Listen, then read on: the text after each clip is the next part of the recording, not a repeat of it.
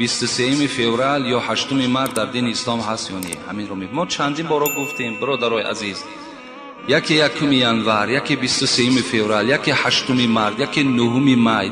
دیگر ایده‌هایی که هستند اینا ایده‌های ملی هستند، ملی تاجیکستان ما و شما هستند که اینها را به قید میگیرند. اینا از اسلام ما نیستند، لیکن در تاجیکستان در تمام دنیا این عید پیشواز گرفته می شود. چرا شما از 40 سوال نمیکنید؟ چرا از 7 سوال نمیکنید؟ چرا از 6 ماهگی سوال نمیکنید؟ چرا از 20 سوال نمیکنید؟ چرا از سال سوال نمیکنید؟ کجای کتاب در اینا هست؟ خوشخبر برای همه شما. اولیکاسای جمشید برای شما امکانیتی کلان میدهد. کجایی که سفر کردنی هستین شما میتوانید که از خانه نبرآمده با طریق تلفن بلیط های ارزان را خریداری نمایید و اینچنین از نام شبکه حاجی میرزا گپ زنید برای شما تخفیف کرده می شود. معلومات بیشتر بر رقم های روی اکران بوده تماس بگیرید. برای شما سفری خوب خواهانیم. آیا شما از زردی دندان خود و سیاهی دندان خود شرم دارید؟ غمگین نباشید. طبابت این دندان های خنک گرفته و اینچنین سفید کردن دندان ها، اینچنین راست کردن دندان های کج شده، دکتری دندان در فدراسیای روسیه شهر مسکو در رقم های روی اکران بوده در تماس باشید. داروخانه شفافرما داروهای طبیعی را به شما پیشنهاد میکند. سامیون وان برای شخصانی که خراب هستند و میخواهند وزن گیرند. ام پلوس اپیمدیوم برای با قوت شدن، خوب کردن گردش خون، برای طولانی کردن همخوابگی. ماس پیگمنتو برای کسلی های پسریاز و سفید شوی پوست. بیندوکس برای ریزانیدن کرم های معده و روده. مینوکسیدیل برای برآوردن ریش و موی سر. کرم فرانک برای دراز نمودن مهلت همخوابگی. ماسلا خیلبه برای ریزانیدن سنگ های گرده و طبابت آن. فات زورب برای کم کردن وزن زیاد. اکه حاجی میرزا، من یک خواهر اسلامی با شما 2 سوال دارم، میخواهم که زودتر جوابش را گیرم. یک موضوع در باب آدمانی که آدمان سطردار را هرخیله گپ میگویند، مسخره میکنند صحبت میکردید. ما در این بابا چندین بار گفتیم کسی که مسخره میکند دختری را که او با سطر هست و همچنان است که مسخره در قرآن کرده است. این انسان، من این گونه انسان مسلمان کامل نمیشمارم وقتی که اگر با یک دختری که وی سطردار باشد و یک چادر اسلامی داشته باشد و باز دیگر زن یا مردهای پیدا شوند که وی را محاکمه کنند، وی را مسخره کنند، باور که این گونه انسانها را اسلامشان اسلام نادرست است، مسلمان نیستند اینها. وقتی که یک خواهری که وی از روی ترس خدا این لباسها را پوشیده است باز نفرهای پیدا شود که وی مسخره کنند، این دیگر چی جای مسلمانیش میماند؟ تو وی مسخره کن زمانی که وی با بچه های بیگانه رفته آمد داشته باشد، و تو مسخره کن وقتی که وی بی حیا باشد، تو وی مسخره کن وقتی که وی لباس های بی حیاانه داشته باشد. این حالت مسخره کنید.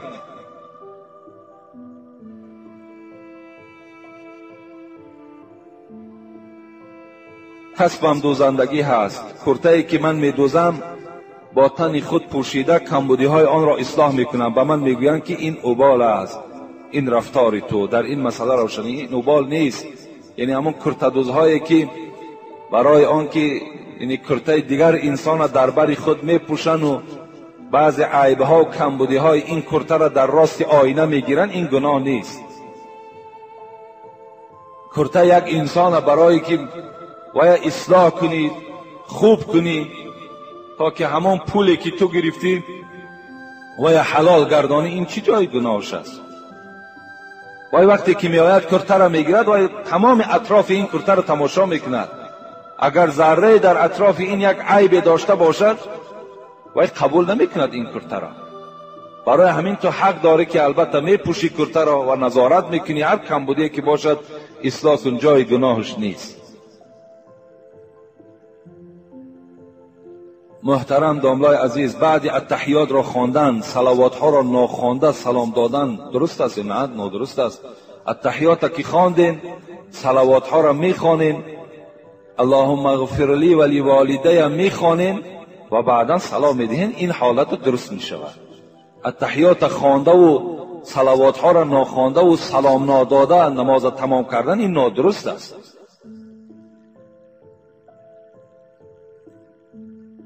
السلام علیکم داملای شیرین سخن.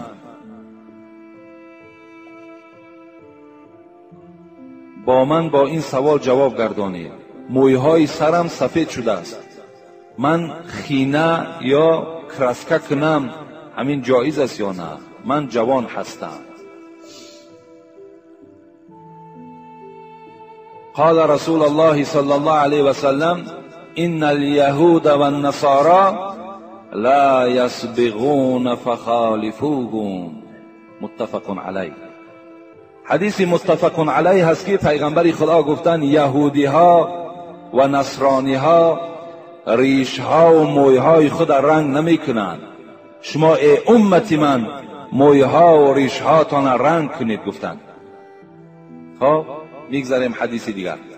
وقتی که ابوبکر صدیق فتح مکه شد، مکه را وقتی که پیغمبر با مجاهدهای خود وقتی که آمد و اشغال کرد گرفت،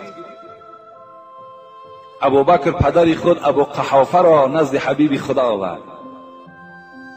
پیغمبر خدا وقتی پدر ابوبکر دیدن، ریش و موی این پدر ابوبکر مثل سقامه بود. میگوید در حدیث سقامه گفته یک درختی که هم میوهش سفید است هم گلش سفید است.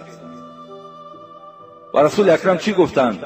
غیرو هذا واجتنبوا السواد. رواه مسلم. ابوبکر گفتند ریش و موی سفید پدرت را تغییر بده، رنگ کن، لیکن از رنگ سیاه اجتناب کن، رنگ سیاه نکن. خینه ببند، رنگ سرخ کن، رنگ زرد بکن، پیغمبر گفتند در حدیث ها، لیکن رنگ سیاه نکنید. از رنگ سیاه پیغمبر خدا من کردن. در مسئله میگوید اگر مجاهدهایی که مثال جنگ میکنن، اونها اگر موی سرشون سیاه کنن برای اونها اجازت است. دیگر برای غیر اونها به هیچ کس درست نیست که موی سرش سیاه کنند. ما و شما ندیدیم، اگر ما و شما خارج سفر کنیم، در خارج میبینیم که مویها و ریشهای مردم خینه بسته شده، سرخ هستند، زرد میکنند، سرخ میکنند، لیکن سیاه نمیکنند. خینه بستن، هینه بستن، چی در پایهامان، چی در ریشهامان، چی در موی سرمان، این سنت پیغمبر است.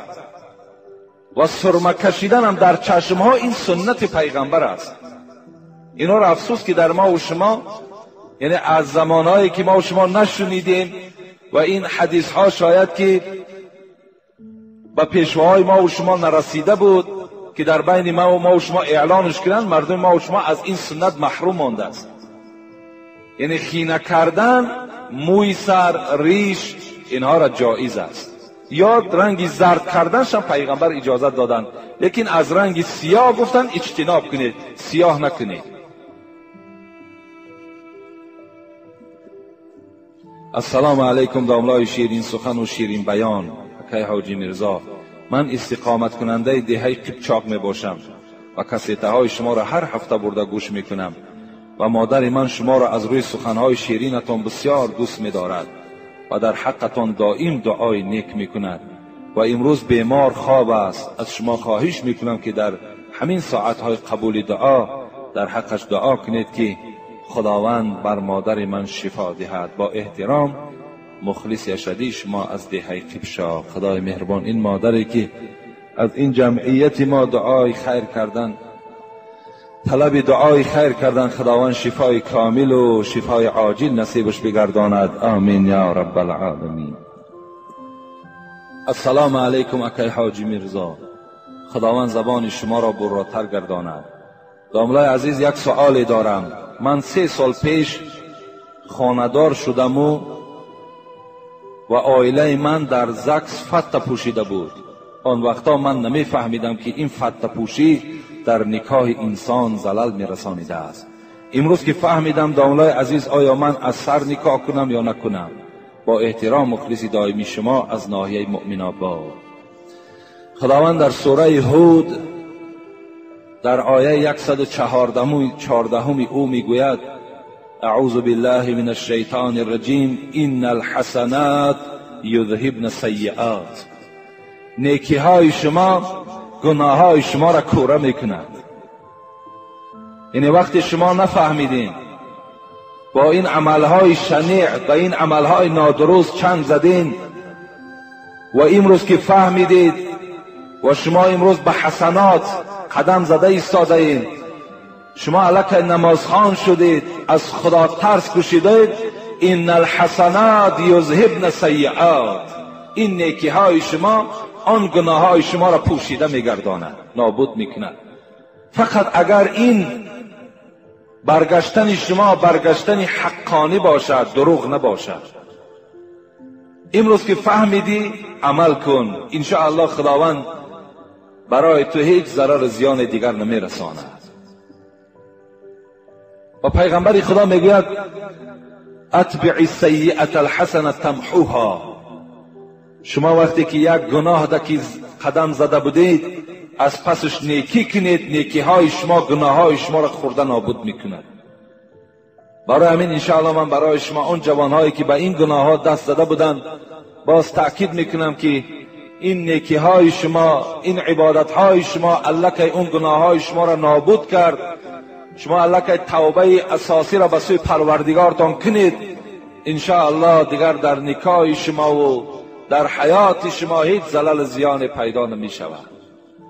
فقط دویم باره به این گناه دیگر چنگ نزنید و فهمید که اسلام شما انا همین نمی خواهد که باید خواهر ما و مادر ما باید که بی حیا نباشد، باید لباس های اسلامی در بر داشته باشد. بسم الله الرحمن الرحیم. ستایش مر خدای عز و جل را و درود محمد مصطفی را. اما بعد سلام بر شما داملای محترم حاجی میرزا. از شما خواهش و التماس میکنم با این سوال ما در همین جمعه جواب دهید که ضرور است. درباره نمازهای قضا پره گپ میزدید. نمازهای قضا را من گفتم برای شما که نمازهای قضا را خواندنش واجب است. یعنی کدام شما اگر نمازهای قضایی داشته باشین، یعنی 1 سال 2 سالهایی که نخوانده بودین نمازهای قضایی تانه، نمازهای وقتی تانه، امروز اونها را باید شما قضایی خوانید. یعنی برای هر کدام او اگر شما نیت کنین که من 1 روزه نماز قضا میخوانم، مثال از نماز بامداد سر میکنم تا نماز پیشین عصر و شام و خفتن تا نماز ویترم قضایی خوانده میشود. یعنی 1 اذان گوید در دیگرش قامت گفته خواندن گیرید. برای همان نمازهای قضایی تان 1 اذان کفایت میکند. در هر کدام او اذان نگویید، قامت گفته و نمازهای قضایی تان خواندن گیرید تا که چند سالی از شما قضا شد همونها را 1 به 1 نویسانید، تا که شما مثال فهمید که کدام وقت نمازهای قضایی شما تمام شد. 1 سال باشد 2 سال باشد حساب کنید، هر روز 1 روزش خوانید. سال 5 وقت نماز قضایی تان هر روز 1 روزش که خواندی، 1 روز خط زن که مثال از 366 روز 1 روزش الکی تمام شد. گفته هم تا حساب کنین انشاءالله شما بعد از چی است؟ بعد الکی شما صاحب ترتیب میشوید. باز صاحب ترتیب و باز قانونهاش دیگر است که اگر تا نماز مثال انسان نماز عصر دا باشد پیشینش نخوانده باشد، نماز عصرش برای درست نمی شود تا وقتی با پیشینش نخواند. اونا را با صاحب ترتیب میگویند. یعنی برای صاحب ترتیب شدن شما باید که نمازهای قضایی تا نخوانید. محترم داملای شیرین سخن حاجی میرزا، برادری دارم که زن خود را 3 طلاق داده با جای خواهر خوانده است و با او زندگی دارد. اگر از این باب با او گپ زنیم با جهل شده با ما جنجال میکند، چیکار کنیم؟ یعنی شما حقی خودتان گفتید و البته مردی که زن خود 3 طلاق میدهد دیگر با او زن زندگی کردن میتواند تا اگر رفته در همون اداره مفتیات مراجعت کند، راهها داشته باشد، اونا برای او بیان میکنند. اگر راهها نداشته باشد دیگر با این زن این مرد را زندگی کردنش جایز نمی شود، درست نمی شود. و هر باری که با او خانه‌داری میکند این در حکم زنا می درآید. همچنان است که با یک زن بیگانه و چیکار کرده ایستاده است؟ خانه‌داری کرده ایستاده است. و او فرزندهایی که در خانه تولد می شود او را ولد زنا می گویند. اونا فرزندهای حرامی هستند. برای همین البته به البته یعنی این برادر از روی دلسوزی و از روی اسلامداری که برای این برادرش مراجعت کرده است باید این برادر قبول سازد، رفته مراجعت کند. اگر داشته باشد شرایط باز زندگیشان دوام دهد، اگر نداشته باشد شرایطاش نباشد باید که باید ترک کند. تمام طلاق کردی، تمام دیگر تو از زن جدا شدی. اول باید طلاق نمی کردی، مادام طلاق کردی اکنون دیگر باید که به همون قدرت و با همون سیاستی که داشتی اکنون رفتن گیر دیگر پس نگرد. امروز بسیار از جوانایی که بیچاره میان 3 طلاق کردیم در حالت مستی، در حالت غضب، در حالت فلان گفته باز میخواهند زندگی کنند. برای همین ما که یگان مفتی هم نیستیم، فتوا دهنده هم نیستیم، به همه شما مراجعت میکنم. مفتیات اداره خاصه در باب طلاق و نکاح دارد، میرین در همجا مراجعت میکنین، مرحمت کارتون همونها حل میکنن.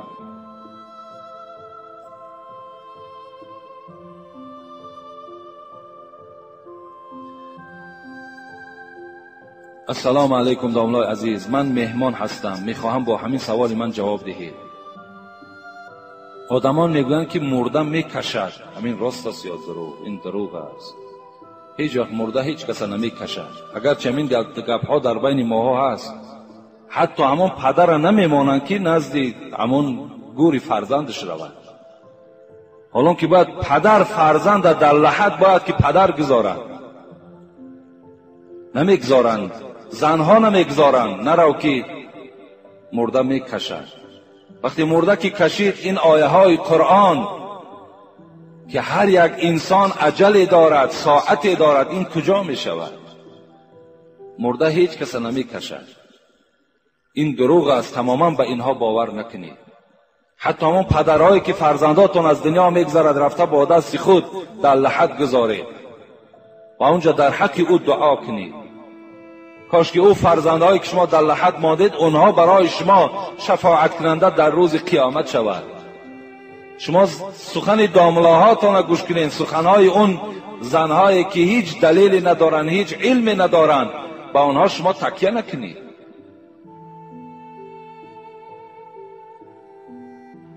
داملا در بر ردنامه گرفتن جایز است یا نه؟ ردنامه ای که اگر خالی از شرکیات باشد، یعنی اگر در مثال پهلوی ما و شما، در بر ما و شما اگر همون آیه های قرآن باشد جایز. غیر آیه های قرآن که نقشه ها میکشند، رقم ها میکشند و هر گونه رسم ها میکشند، اینا در پهلوی ما و شما بودنش ناجایز است. فقط آیت قرآن باشد میلش، غیر آیت قرآن برای ما و شما جایز نمی شود.